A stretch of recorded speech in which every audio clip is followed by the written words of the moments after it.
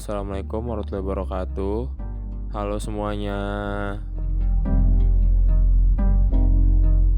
Di sini kami akan membahas materi tentang perubahan organisasi, struktur organisasi, dan sistem organisasi. Struktur organisasi merupakan sistem yang menggambarkan pola hubungan dari pekerjaan, pelaporan, dan termasuk komunikasi dari masing-masing komponen yang ada di dalam organisasi. Kemudian komponen yang ada dalam struktur organisasi mencakup beberapa hal. Yang pertama yaitu kompleksitas. Kompleksitas struktur menunjukkan adanya perbedaan, yaitu diferensiasi horizontal. Diferensiasi horizontal disebabkan karena adanya orientasi pekerjaan, sifat pekerjaan, dan dasar pendidikan. Selanjutnya yaitu diferensiasi vertikal. Organisasi menambah diferensiasi vertikal dengan memperbanyak tingkatan pegawai seperti supervisor dan manajer untuk mengawasi aktivitas yang beragam dalam organisasi. Kemudian, diferensiasi spasial diperuntukkan bagi organisasi yang mempunyai kantor dan pegawai. Kemudian yang kedua ada formalisasi. Formalisasi mencakup jumlah aturan tertulis yang ada dalam organisasi yang harus ditaati dan dilaksanakan oleh pegawai sentralisasi. Kemudian yang terakhir yaitu sentralisasi, menggambarkan sejauh mana otoritas formal dalam membuat pilihan bebas terkonsentrasi pada individu, unit atau level, sehingga para pegawai hanya diberi sedikit masukan pada pekerjaannya. Selanjutnya masuk ke bentuk struktur organisasi. Yang pertama ada struktur organisasi lini. Struktur organisasi lini menggambarkan adanya garis kewenangan yang menghubungkan langsung antara pimpinan dengan bawahan secara vertikal. Kemudian yang kedua ada struktur organisasi lini dan staf. Struktur ini menggambarkan pelimbahan wewenang secara vertikal dari pimpinan tertinggi kepada kepala bagian yang ada di bawahnya dan kepada masing-masing pejabat. Dan yang ketiga yaitu struktur organisasi fungsional. Struktur ini menggambarkan adanya pelimpahan wewenang dari pimpinan puncak kepada masing-masing kepala bagian bawahannya yang memiliki jabatan fungsional untuk dilaksanakan oleh staf pelaksana yang dinilai profesional. Bentuk struktur organisasi. Yang keempat, struktur organisasi fungsional dan garis.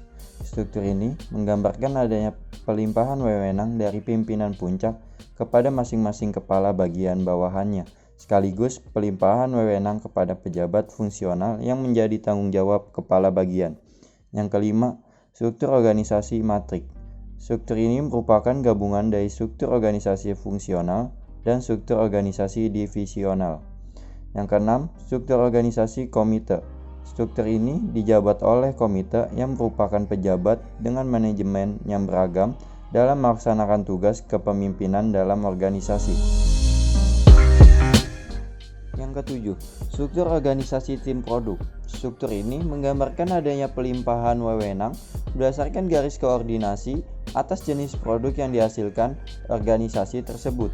Yang kedelapan, struktur organisasi divisional. Struktur ini menggambarkan adanya pelimpahan wewenang dari kantor pusat pada masing-masing divisi yang memiliki spesialisasi fungsi masing-masing dalam menyediakan produk yang berbeda dari divisi lain dalam organisasi. Yang kesembilan, struktur organisasi multidivisional. Struktur ini meliputi divisi operasi, di mana tiap divisi mewakili manajer puncak dalam pendelegasian tugas organisasi kepada masing-masing manajer divisi. Berikut contoh-contoh gambar dari bentuk-bentuk struktur organisasi.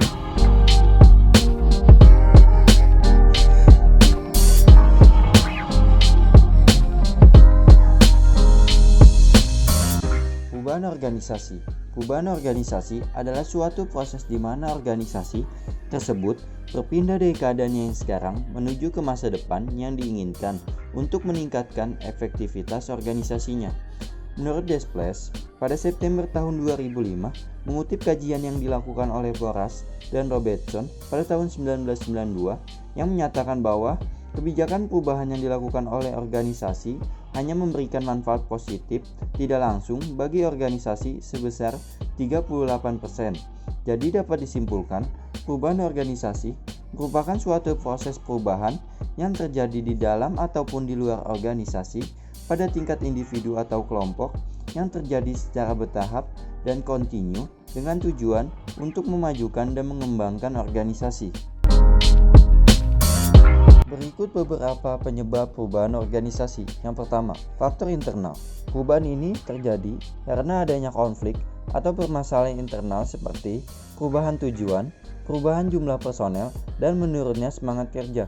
Yang kedua, faktor eksternal merupakan perubahan organisasi yang disebabkan oleh faktor dari luar organisasi seperti regulasi pemerintah, kondisi ekonomi, dan tindakan pesaing. Langkah yang harus diambil agar perubahan dapat diterima dan dipahami oleh semua pihak. Yang pertama, sosialisasi. Tahap pertama yang harus dilakukan dalam memulai perubahan adalah melakukan sosialisasi ke semua stakeholder. Yang kedua, pemahaman. Melalui sosialisasi, semua orang yang diharapkan memiliki pemahaman yang sama akan pentingnya perubahan. Yang ketiga, komitmen. Seluruh anggota organisasi diminta untuk memiliki komitmen agar perubahan dapat terwujud. Yang keempat, implementasi. Merupakan poin terpenting agar perubahan dapat berjalan sesuai dengan rencana organisasi. Yang kelima, komunikasi. Implementasi dapat berjalan dengan komunikasi yang efektif dan intens untuk memastikan jalannya perubahan. Yang keenam, evaluasi. Tindakan lanjut berupa evaluasi atau audit dilakukan sebagai langkah pengawalan agar perubahan yang terjadi sesuai dengan yang diharapkan. Jenis perubahan organisasi.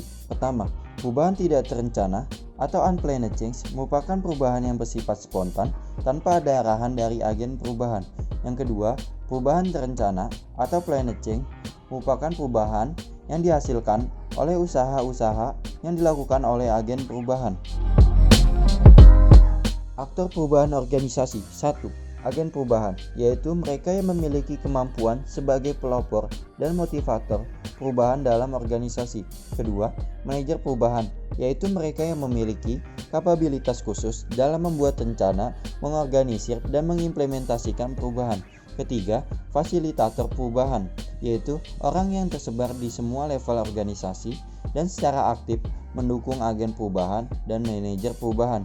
Yang keempat, penghalang perubahan, yaitu pihak-pihak yang secara pasif menentang perubahan dikarenakan merasa enggan atau cukup puas dengan kondisi yang ada. Yang kelima, penentang perubahan, yaitu mereka yang secara aktif dan terang-terangan menentang perubahan. Level perubahan organisasi. Yang pertama, perubahan makro evolusioner, yaitu perubahan organisasi yang disebabkan oleh perilaku organisasi lain. Yang kedua, ada perubahan mikro evolusioner, yaitu perubahan-perubahan yang disebabkan pengaruh faktor-faktor internal dalam siklus atau daur kehidupan organisasi. Yang ketiga, ada perubahan politis, yaitu perubahan pada level individu yang biasanya pergulatan politik dan kekuasaan dalam organisasi. Tahapan perubahan organisasi. Yang pertama, ada model Lewin, yaitu proses perubahan digambarkan hanya dalam 3 tahap, yaitu pencairan, yang kedua perubahan, yang ketiga pembekuan. Yang kedua, ada model Kotter, John Kotter, mengungkapkan ada 8 tahapan dalam melaksanakan perubahan organisasi. Strategi perubahan organisasi. Yang pertama, ada force coercion strategy, yaitu perubahan yang dilakukan melalui wewenang formal dan atau penggunaan reward dan punishment. Yang kedua, ada rational persuasion strategy, yaitu perubahan yang dilakukan melalui pengetahuan, data empiris maupun argumen rasional. Yang ketiga, ada shared power strategy, yaitu strategi yang melibatkan partisipasi dari pihak-pihak yang terlibat untuk melakukan perubahan sesuai dengan nilai, kebutuhan maupun tujuan individu atau kelompok. Selanjutnya ada materi budaya organisasi.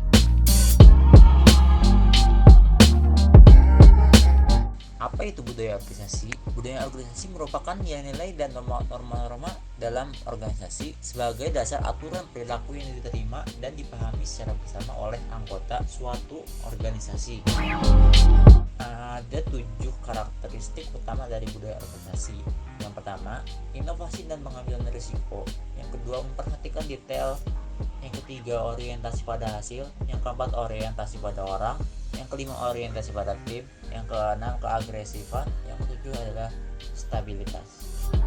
Selanjutnya ada 3 tingkat budaya organisasi.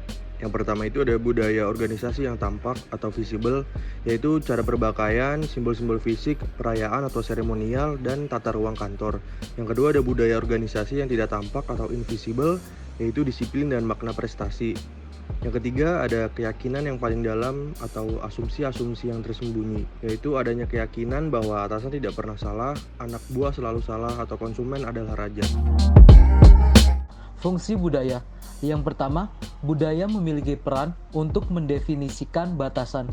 Yang kedua, menyampaikan suatu perasaan akan identitas bagi para anggota organisasi. Yang ketiga, budaya akan memfasilitasi komitmen pada segala sesuatu yang lebih besar daripada kepentingan diri sendiri. Yang keempat, mendorong stabilitas dari sistem sosial. Yang kelima, pengambilan perasaan dan mekanisme pengendalian yang membimbing dan membentuk tingkah laku dan perilaku dari pekerja.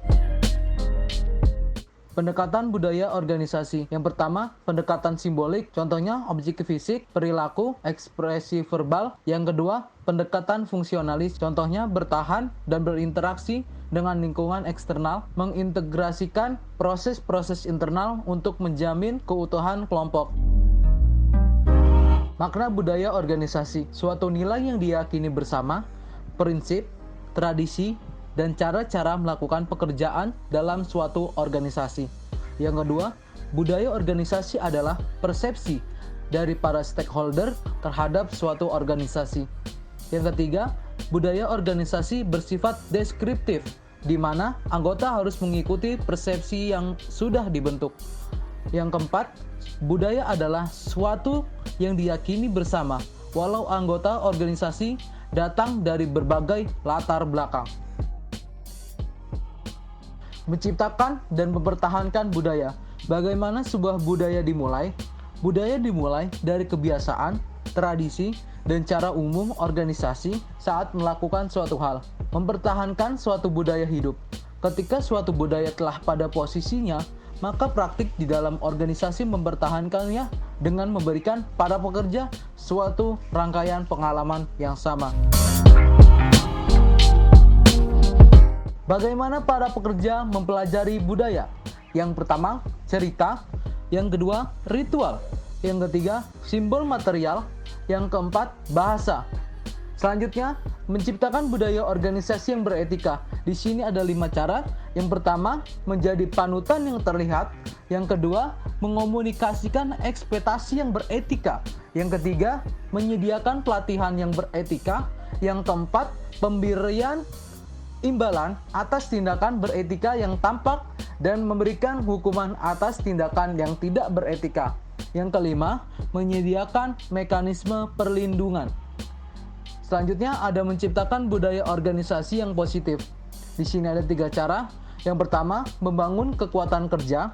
Yang kedua, memberikan imbalan yang lebih daripada memberikan hukuman. Yang ketiga, serta menekankan pada vitalitas dan pertumbuhan dari individu. Perbedaan budaya kuat dan lemah pada suatu organisasi. Yang pertama, pada budaya kuat, nilai-nilai yang diyakini tersebar merata ke seluruh organisasi. Sedangkan pada budaya yang lemah, nilai-nilai yang diyakini hanya terbatas pada beberapa orang, biasanya manajemen puncak. Pada budaya yang kuat, semua mengerti hal-hal penting dan prioritas yang harus dilakukan organisasi. Sedangkan pada budaya yang lemah, tidak semua mengerti hal-hal penting yang harus dilakukan organisasi. Yang ketiga, pada budaya yang kuat, sebagian besar karyawan dapat menceritakan sejarah dan tokoh penting dalam organisasi. Sedangkan pada budaya yang lemah, karyawan tidak tahu banyak tentang sejarah dan tokoh penting dalam organisasi. Yang keempat, pada budaya yang kuat, karyawan mengerti dengan baik budaya organisasi. Sedangkan pada budaya yang lemah, karyawan tidak mengerti banyak tentang budaya organisasi. Yang kelima, pada budaya yang kuat, ada kaitan jelas antara budaya dan perilaku kerja. Sedangkan pada budaya yang lemah, sedikit kaitan antara budaya dan perilaku kerja. Terima kasih telah menonton video ini sampai habis. Semoga dapat mengambil pelajaran dari materi yang kami sampaikan. Mohon maaf apabila ada kesalahan. Jangan lupa untuk like, komen, dan subscribe. Wassalamualaikum warahmatullahi wabarakatuh.